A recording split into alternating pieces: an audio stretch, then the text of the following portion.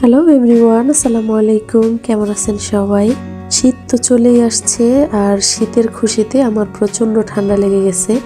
তো যাই হোক, গলার অবস্থা খুবই খারাপ।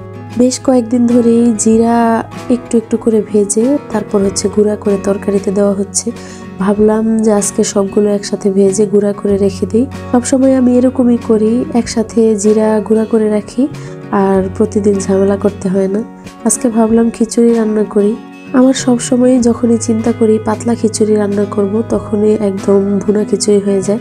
আজকে ইচ্ছা করে অনেকগুলো পানি দিয়ে দিছি, আর খিচুড়ি রান্না হয়ে গেছে। এখানে আমি গরুর মাংস রান্না করে নিচ্ছি। আজকে অবশ্য খিচুড়ি রান্নার কথা ছিল না, তো আপনাদের ভাইয়া বলতেছিল যে আজকে কোনো কিছু আছে, হঠাৎ করে খিচুড়ি রান্না করলাম সেই জন্য।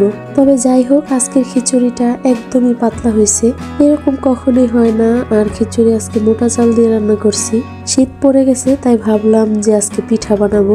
গ্রাম থেকে আসার সময় দুধ নিয়ে আসছিলাম, সেগুলো অনেকগুলোই রয়ে গেছে। তো ভাবলাম যে সেই দুধ দিয়ে আজকে পিঠা বানাবো। তো দুধগুলো নামানোর পর কেমন যেন একটু জমাট বাঁধা বা তেল তেল একটা ভাব হয়ে গেছে। দুধ বেশি হলে 10 থেকে 15 দিন ফ্রিজে রাখা যায়, তার বেশি রাখতে গেলে এরকম হয়ে যায়। তো আমি ভাবছিলাম হয়তোবা ঠিক হয়ে যাবে জাল করতে করতে, কিন্তু একটা সময়ে জাল করার পরে দেখলাম সবকিছু নিচে জমে যাচ্ছে, কেমন যেন ছানার মতো হয়ে। তারপরে তো দুধ জাল করতে বসে আমি তেজপাতাগুলো কেটে নিলাম। তো আমি সবসময় তেজপাতা এভাবে কেটে রাখি রান্না করার সুবিধার্থে। আর এখানে গরম মশলার কোটাগুলো খালি হয়ে গেছিল, সেগুলো রিফিল করে নিলাম। আমার এই স্পাইসি জারটা খুবই উপকারে আসে, কারণ সবকিছু আমি আলাদা আলাদাভাবে রাখতে পারি, আর দরকারের সময় সবকিছু খুঁজে বের করে ফেলা যায় খুব সহজেই। এই তো দুধটা জাল করে আমি রেখে দিয়েছিলাম। তো দেখতে পাচ্ছেন নিচে কেমন ছানার মতো হয়ে জমে গেছে। তো ওইরকম ভাবে নষ্ট যে একটা গন্ধ সেটাও ছিল না, আর এদিকে কেমন জমেও গেছে, কিন্তু ছানার মতো যে একটা মসৃণ ভাব সেটাও নাই, কেমন যেন একটা খসখসে টাইপের। তারপরে ভাবলাম যে দুধটার মধ্যে একটু লেবুর রস দিয়ে দেখি কেমন হয়।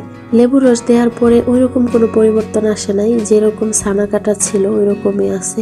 তো আয়নার বাবা বারবারই বলতেছিল ফেলে দিতে। আমি ভাবলাম যে যদি ছানা বানানো যায়, ওই জন্যই আর কি একটু ট্রাই করে দেখছিলাম। হয়তোবা বেশি দিন ফ্রিজে রাখার কারণে দুধটা নষ্ট হয়ে গেছে, এই জন্যই এই অবস্থা হয়ে গেছে। এতক্ষণ যে কষ্টগুলো করলাম পুরাই বেহুদা কষ্ট। অবশেষে সবগুলোই ফেলে দিতে হয়েছে, কারণ পুরাই বাজে একটা টেস্ট ছিল। তো আমি একটা স্ট্রেনারের সাহায্যে এটা ছেঁকে নিব। তো ছাকার সময় বেশিরভাগ অংশই নিচে পড়ে গেছে। তো যাই হোক, ছানার কালারটাও কেমন যেন একটা হলুদ আসছে। ছানার চাইতে ছেঁকে নেওয়ার পর যে পানি বের হয়েছে তার কালারটা বেশি সুন্দর ছিল। তো সবাই ভালো থাকবেন, আল্লাহ হাফেজ।